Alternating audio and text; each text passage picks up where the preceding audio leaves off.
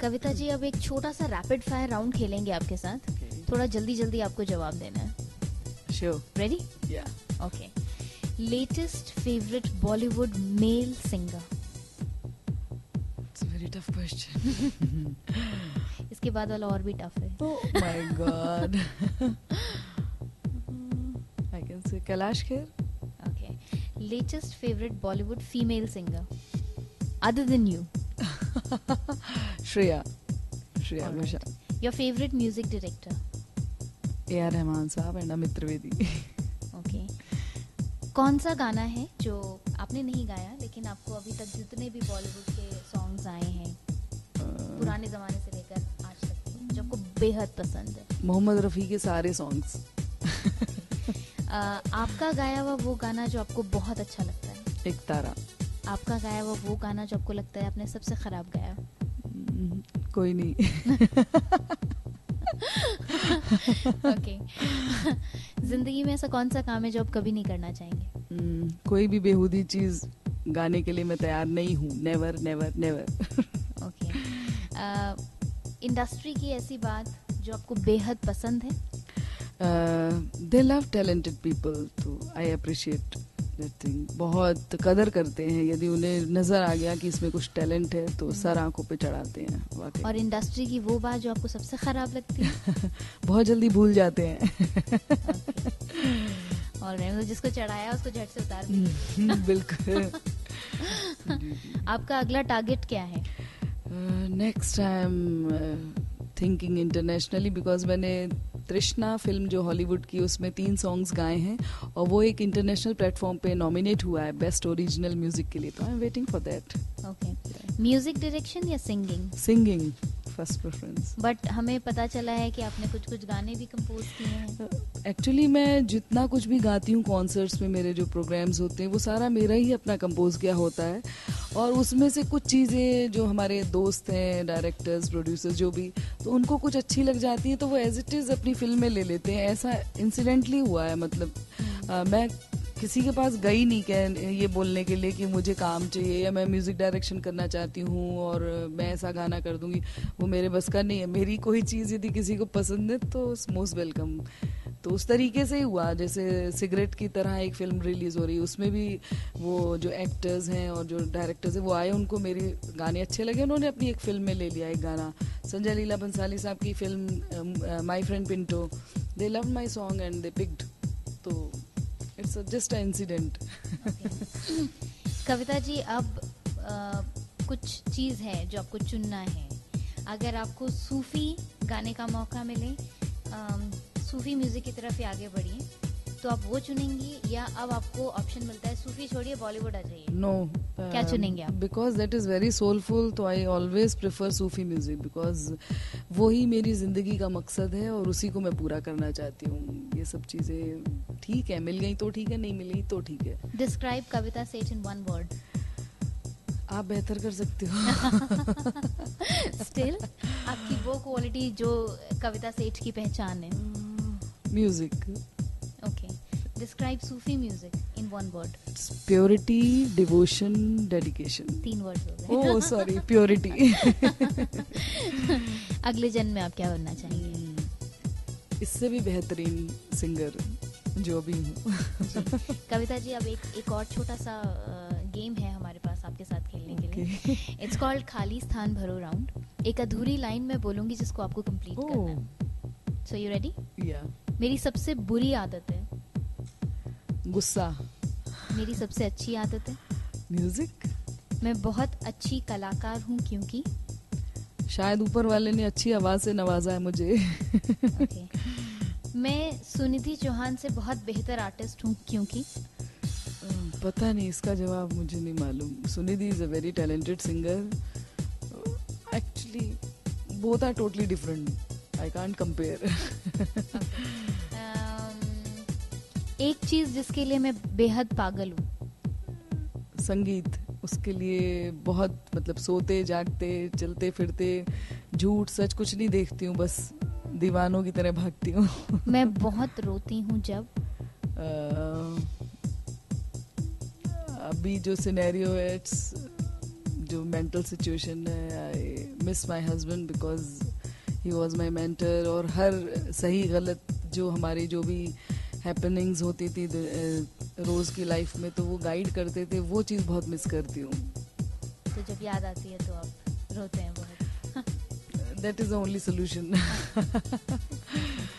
कविता जी, आपकी लाइफ में जो बॉलीवुड के करियर में जो भी आपको ब्रेक्स मिले, जो भी आपने गाने गाए, उनके बीच में जो सालों का अंतर था वो ज़्यादा था.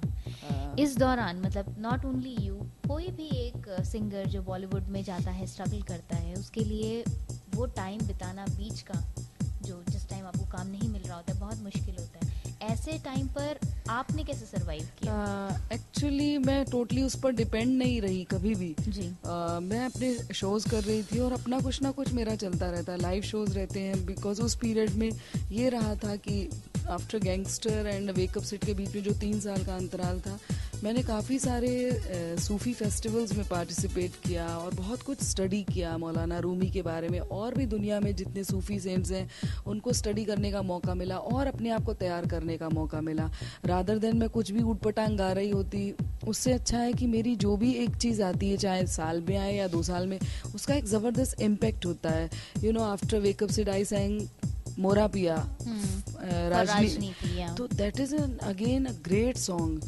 एंड उसके बाद अभी कॉकटेल का जो सॉन्ग आया आफ्टर 1.5 ईयर के, आई कैन से, तो मतलब उस बीच में कुछ कुछ गाए, लेकिन कम गाए हैं, लेकिन जितने भी गाए they are very strong and very solid songs, I can से.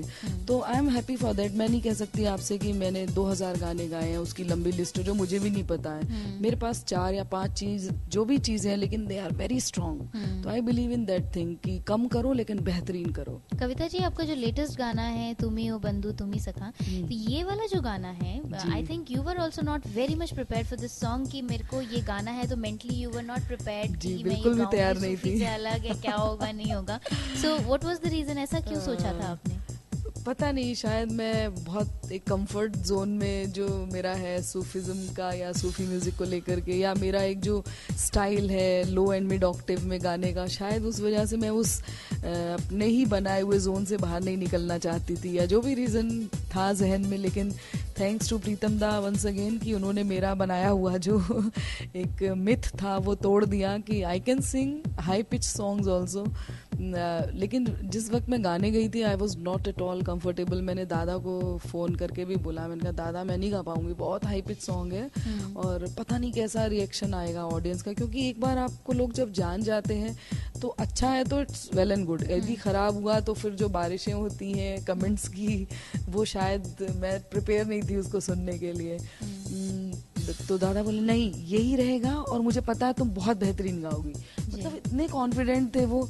मैं इतना डरते डरते गई, बहुत डर लग रहा था कि पता नहीं कैसा गा पाऊंगी. लेकिन जैसे ही मैंने म्यूजिक सुना एंड पोइट्री 2-3 बार पढ़ करके जस्ट अपने अंदर जज्ब करने की कोशिश की, एंड आई सैंग नाइसली. मतलब मैं बस कनेक्शन खुदा के साथ जोड़ करके गाया एंड सी द रिजल्ट्स. नहीं, रिजल्ट तो दुनिया देख रही है. वाकई, बल्कि गाना, उस गाने के लिए सारे यही बोल रहे हैं कि ड्यू टू यू ये उस मकाम पे पहुंचा. मैंने कहा नहीं, मैं कुछ भी नहीं हूँ, बस करम है ऊपर वाले का, और दादा का शुक्रिया कि उन्होंने मेरा बनाया हुआ मिथ तोड़ा. जी. कविता जी, जानना चाहेंगे अब आपके आने वाले प्रोजेक्ट्स के बारे में और आने वाले वो गाने जो अब लोगों के सामने आएंगे. लेटेस्ट जो प्रोजेक्ट है एक दिन जो अभी रिलीज हुआ है, बस आप सभी से श्रोताओं से गुजारिश है कि it's a wonderful wonderful project and all the 9 songs are beautiful. Akbar के दरबार के 9 जेम्स हैं मैं कह सकती हूँ, और 9 सॉन्ग्स, एक को भी मैं ये नहीं कह सकती कि एक ज़्यादा अच्छा है या सेकंड थोड़ा कम है. All 9 songs are very strong content wise. बहुत टाइम बाद आपको ऐसा लगेगा कि एक बेहतरीन प्रोडक्ट है जिसमें सारी जो कॉम्पोजिशन है वो भी अच्छी हैं और पोइट्री तो बहुत उम्दा लिखी है जगदीश प्रकाश जी ने. You must listen, I will request you. जरूर. कविता जी, कॉकटेल के गाने के बाद आपकी फैन फॉलोइंग तो इतनी बढ़ती जा रही है कि अब बहुत, मतलब गिनना तो मुश्किल ही नहीं, नामुमकिन हो गया. सो क्या मैसेज आप देना चाहती हैं? बहुत सारे फैंस हैं आपके, सुनना चाहते हैं आपसे कुछ अपने लिए. सभी से गुजारिश है कि जस्ट फॉलो योर हार्ट, जो आपका दिल कहता है वही करो, लोगों की बातों में ना आओ। ओके कविता जी, इतना टाइम दिया आपने हमें, थैंक यू सो मच। बहुत बहुत शुक्रिया आपका। और अब जाते जाते अगर आपने कुछ गाया नहीं तो हमें लगेगा बहुत अधूरा रह गया इंटरव्यू आज का। लेटेस्ट जो आपका है कॉकटेल वाला। ओह यारा तेरे सदके इश्क सिखा, मैं तो आई जग तज के इश्क सिखा, मैं तो यारा तेरे सदके इश्क सिखा, मैं तो आई जग तज के इश्क सिखा। जब यार करे परवाह मेरी, मुझे क्या परवाह इस दुनिया की, जग मुझ पे लगाए पाबंदी, मैं हूँ ही नहीं इस दुनिया की। तुम्ही दिन चढ़े तुम्ही दिन ढले, तुम्ही हो बंधु सखा तुम्ही। Wow so lovely. और एक तारा वाला।